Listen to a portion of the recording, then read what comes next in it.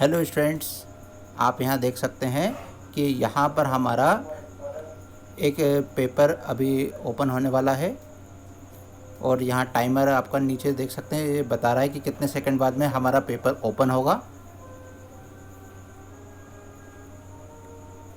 जो टाइम हमें मिलेगा स्कूल में एग्ज़ाम के लिए, उसके लिए आपको एक लिंक भेजा जाएगा। उस पर जब क्लिक करेंगे तो आपके सामने इस फॉर्म इस प्रकार से ओपन होगा।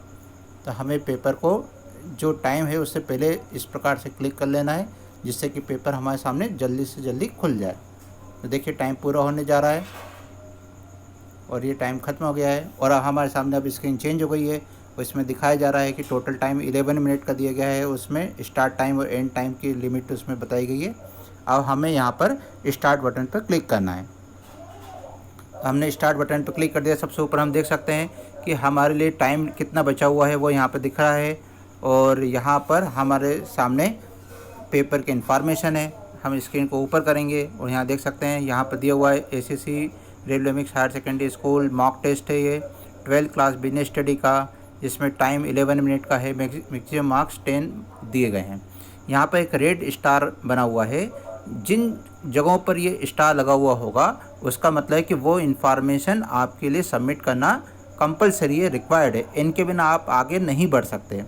तो हम इसके आगे बढ़ते हैं। अब आप देखेंगे यहाँ पे फर्स्ट ऑप्शन हमारी है जिसमें दिया है inter your full name in capital letters. तो अब हम यहाँ पर क्लिक करेंगे योर आंसर जगह पर और हम यहाँ पर कीबोर्ड अपना जो है अपने मोबाइल से आप ये कार्य कर सकते हैं। इसमें अपना फुल नाम लिखेंगे। तो मैं आपके लिए यहाँ पर सैम्पल ग्रुप में अपना नाम लिख कर दिखा रहा हूँ।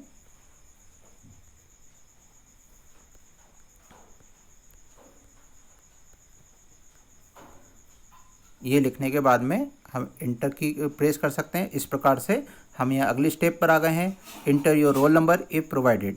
तो अगर अभी हमें रोल नंबर मिला है तो हम उसे लिख सकते हैं और अगर ना मिला हो तो हम इसको खाली छोड़ के ही बढ़ सकते हैं आगे, क्योंकि यहाँ पर रेड कलर का स्टार शो नहीं हो रहा है, यानी ये भरना भी कंपलसरी नहीं है। लेकिन अगर ये रेड स्टार होगा तो हमें इसे भरना ही होगा। इसके बाद में हमारे लिए यहाँ पर नीचे दिया हुआ है नेक्स्ट का बटन, तो हम इस नेक्स्ट बटन को क्लिक करेंगे। तो ये हमने इसको क्लिक कर दिया है और हम देख सकते हैं हमारे सामने पेपर आ गया है, जिसमें सबसे ऊपर दिया हुआ है ऑब्जेक्टिव टाइप क्वेश्चन हैं और इसमें नोट में हमें बताया गया है ऑल क्वेश्चंस आर कंपलसरी, यानी हमें सारे क्वेश्चन करने ही होंगे। अब हम यहाँ देख सकते हैं क्वेश्चन नंबर 1 है, जिसमें दिया है निम्नलिखित में से क्या प्रबंध का उद्देश्य नहीं है। और ये क्वेश्चन हमारे लिए 2 पॉइंट्स का यानी 2 मार्क्स इसके लिए हमारे लिए दिए गए हैं। यहाँ पर हमारे सामने 4 ऑप्शंस दिए गए हैं, जिसमें फर्स्ट है लाभ कमाना, सेकंड है नीति निर्धारण, थर्ड है संगठन का विस्तार करना और फोर्थ है रोजगार प्रदान करना। अब हमें इनमें से यहाँ पर हम देख सकते हैं क्वेश्चन में एक रेड स्टार भी लगा हुआ है। इसका मतलब कि इस क्वेश्चन को हमें सॉल्व करना ही होगा, हम इसको बिना आंसर दिए नहीं छोड़ सकते।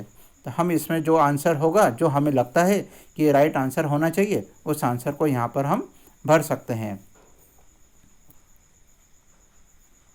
तो इसका राइट आंसर हमारे हिसाब से नीति निर्धारण होना चाहिए, इसलिए हमने इसमें क्लिक किया।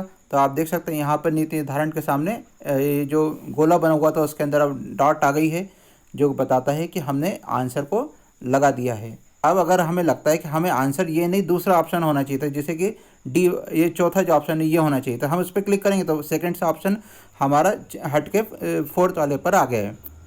इस प्रकार जो हमारा फाइनल आंसर होगा उसको हम कितनी बार भी यहाँ से यहाँ चेंज करके देख सकते हैं। इस प्रकार से जब तक हम सबमिट नहीं करेंगे तब तक ये कार्य किया जा सकता है। अब क्वेश्चन 2 हमारा है नीति निर्धारण कार्य है, यहाँ भी रेड स्टार लगा हुआ है, इसका मतलब इसका आंसर देना भी कंपलसरी है। यहाँ दिए हुए 2 पॉइंट्स का ये क्वेश्चन है।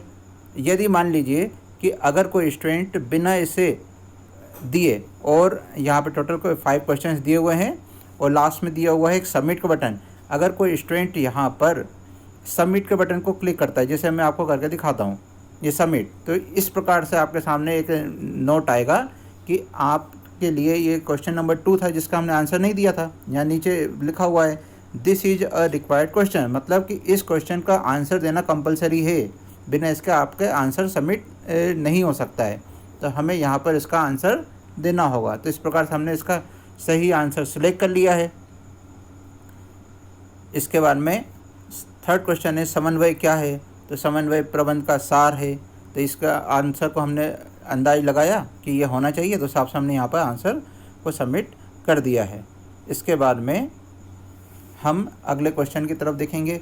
यहाँ दिया हुआ है हमारे सामने कि एक अच्छा प्रबंधक विभिन्न विभागों की गतिविधियों में कैसे तालमेल स्थापित करता है। तो यहाँ पर जो हमारा आंसर होना चाहिए वो जो होगा उसे हमें यहाँ पे क्लिक करना है। यहाँ पर अभी नेट की स्थिति थोड़ी सी गड़बड़ हो गई है, इसलिए हमारे स्क्रीन आगे नहीं सरक पा रही है। हम थोड़ा सा नेट को चलने का वेट करेंगे, जिससे नेट यहाँ पर आ जाएगा ये स्क्रीन आगे बढ़ने लगेगी। अभी थोड़ा सा हैंग हो गया ऐसा फील हो रहा है, तो नेट का इसके लिए अच्छा होना ज़रूरी है। इसलिए आप ऐसी जगह पर बैठें जहाँ पर कि नेट की स्थिति अच्छी हो, स्पीड अच्छे से आ रही हो। तो अभी हम यहाँ देख पा रहे हैं कि अभी हम इसको कुछ नहीं कर पा रहे हैं, आगे नहीं सरक रहा है, न कोई आंसर हमारा सबमिट हो पा रहा है।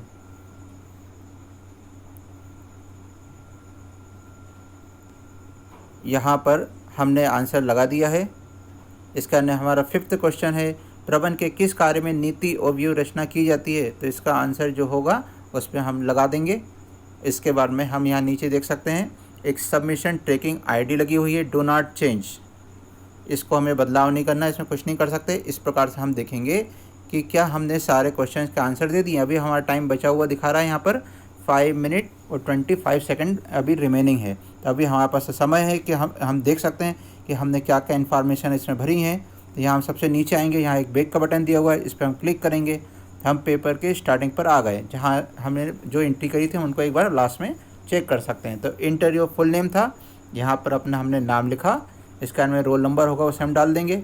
फिर इसके बाद में हमें आगे बढ़ने के लिए यहाँ पर नेक्स्ट बटन पर क्लिक करना होगा। नेक्स्ट बटन पर हमने क्लिक किया।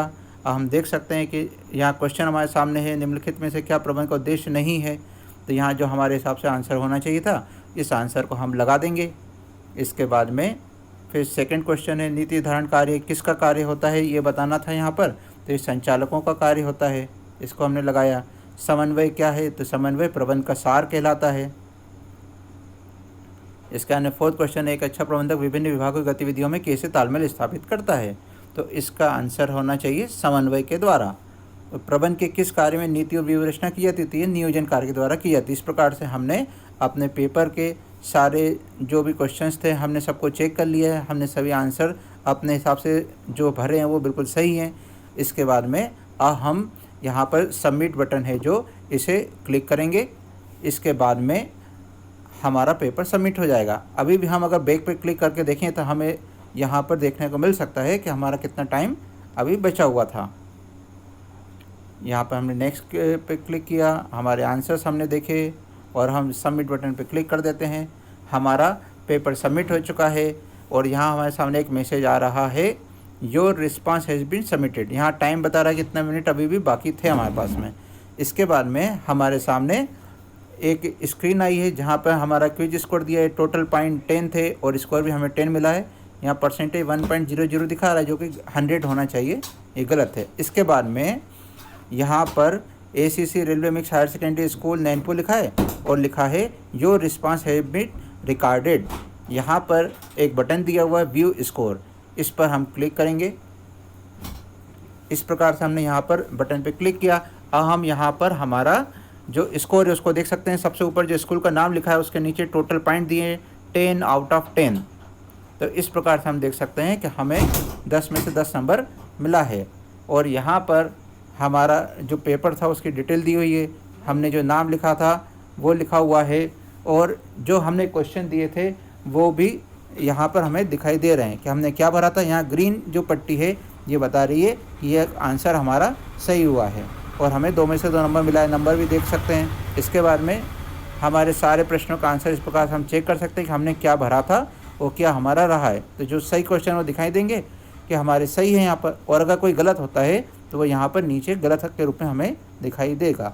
इस प्रकार से हम अपने पेपर को सबमिट कर सकते हैं और उसके बाद में हमें नंबर भी तुरंत देखने को मिल जाएंगे।